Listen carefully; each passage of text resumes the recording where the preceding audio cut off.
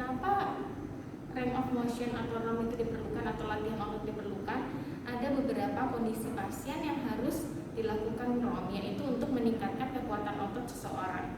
Contohnya apa? Contohnya adalah pada pasien-pasien dengan pasca stroke karena mengalami kelemahan otot, kemudian pada pasien-pasien pasca post-op dari patah tulang atau misalnya lain-lain. Jadi yang menyebabkan seseorang itu mengalami kelemahan pada anggota tubuhnya, sehingga kita harus melatih ROM atau range of motion. Tujuannya untuk apa? Supaya mengembalikan kekuatan otot. Boleh tidak dilatih pada anggota tubuh yang sakit. Jadi ada indikasi dan kontraindikasi. Kontraindikasinya itu adalah pada anggota gerak yang dia tidak bisa, misalnya harus butuh difiksasi, jadi dia tidak bisa dilakukan ROM. Jadi pada anggota yang tidak bisa dilakukan ROM, maka yang dilakukan ROM adalah pada anggota gerak yang satunya lagi, supaya tidak mengalami atrofi atau kelemahan pada otot. ROM dilakukan pada semua area, baik dari kepala sampai dengan kaki. Ya. ROM sendiri ada dua jenisnya, yaitu ROM aktif dan ROM pasif. ROM aktif itu seperti apa? ROM aktif adalah ketika ROM dilakukan oleh diri sendiri, jadi mampu. Kalau ROM pasif adalah ROM yang dilakukan pada orang lain, atau misalnya pada pasien yang tidak mampu, sehingga kita akan melakukan ROM pasif. Contoh dari ROM pasif,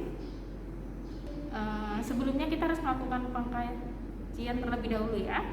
Kita kaji apakah pasiennya, lihat catatan perkembangannya, perlu dilakukan tindakan ROM atau tidak, kemudian ada kontraindikasi atau tidak. Misalnya tangan yang sebelah sini patah, berarti tidak kita lakukan ROM, kemudian di mana area kelemahannya dan lain sebagainya. Kemudian kita kaji juga kemampuan dirinya untuk melakukan ROM. Bapak coba angkat tangannya.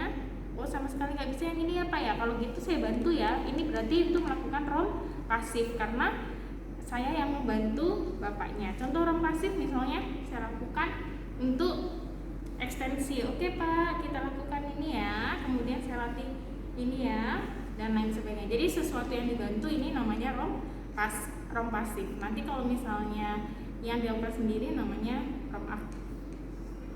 Oke. Untuk melakukan ROM baik itu aktif. Oke. Untuk melakukan ROM baik itu aktif ataupun pasif, ada beberapa gerakan dasar yang perlu dilatih. Melakukan ROM berapa kali sehari sih? Boleh dilakukan sehari sekali atau 2 hari sekali. Boleh dilakukan sekali dalam sehari atau 2 kali dalam sehari. Dalam hitungan antara 8 sampai 10 kali gerakan setiap gerakan. Contohnya gerakan yang pertama adalah fleksi. Fleksi adalah gerakan untuk menekukkan tubuh. Jadi ini namanya adalah fleksi. Fleksi itu adalah gerakannya biasanya seperti ini, dia seperti ini. Nah, kalau misalnya ekstensi itu adalah gerakan meregangkan. Fleksi itu dia lebih ke arah bawah. Kalau misalnya ekstensi itu ke atas. Dimulai dari kepala. Kalau misalnya untuk fleksi dan ekstensi, kalau misalnya digunakan pada tangan, itu pada siku, ini adalah fleksi, ini ekstensi, kemudian hiperekstensi. Terus kalau misalnya di pergelangan tangan, jadi untuk yang fleksi, ekstensi, hiperekstensi. Kemudian untuk elevasi dan depresi. Elevasi itu ke atas, mendorong ke atas, kemudian depresi mendorong ke bagian superior atau bawah. Jadi kalau misalnya elevasi dan depresi biasanya digunakan di bahu. Elevasi, depresi. Ya, kalau rotasi itu berarti berputar 90 derajat, 360 derajat. Kalau tadi kan 90 derajat. Kalau fleksi, ekstensi bisa dipakai di beberapa sendi yang dia bisa 90 derajat, misalnya jari, siku, kepala. Nah, kalau misalnya rotasi tidak semua bisa. Kepala bisa ya, kalau misalnya kita rotasi. Nah, ini kepala ya. Seperti teman-teman olahraga itu rotasi. Mana lagi yang bisa rotasi? Bahu juga bisa rotasi 90 derajat gitu ya. Jadi yang bisa berputar itu rotasi. Oke, yang selanjutnya ada abduksi dan aduksi.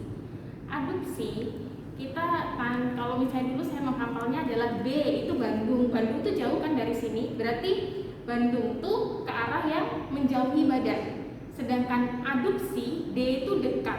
Adduksi D dekat. Jadi adduksi itu yang mendekati badan. Jadi ini adduksi, kemudian yang ke sana adalah abduksi.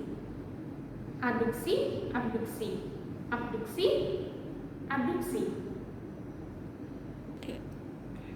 Tindakan abduksi boleh dipakai apa aja Bu, boleh tangan, boleh kaki, yang penting yang dia menjauhi itu abduksi, yang mendekati adduksi. Kemudian apalagi ada pronasi dan ada supinasi.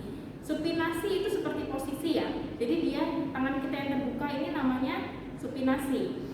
Kalau yang seperti ini pronasi, kemudian yang ini laterasi atau normal. Jadi ini supinasi, pronasi, laterasi. Pronasi, supinasi, laterasi. Oke, yang selanjutnya adalah sirkumduksi. Itu hampir mirip dengan rotasi ya, tapi dia 180 ke belakang. Ini namanya sirkumduksi. Kemudian yang satu lagi ada hiperekstensi. Jadi kalau misalnya ekstensi itu kan hanya seperti ini ya, ekstensi itu. Jadi kalau misalnya ini fleksi, ekstensi, hiperekstensi itu berlebihan sampai ke belakang.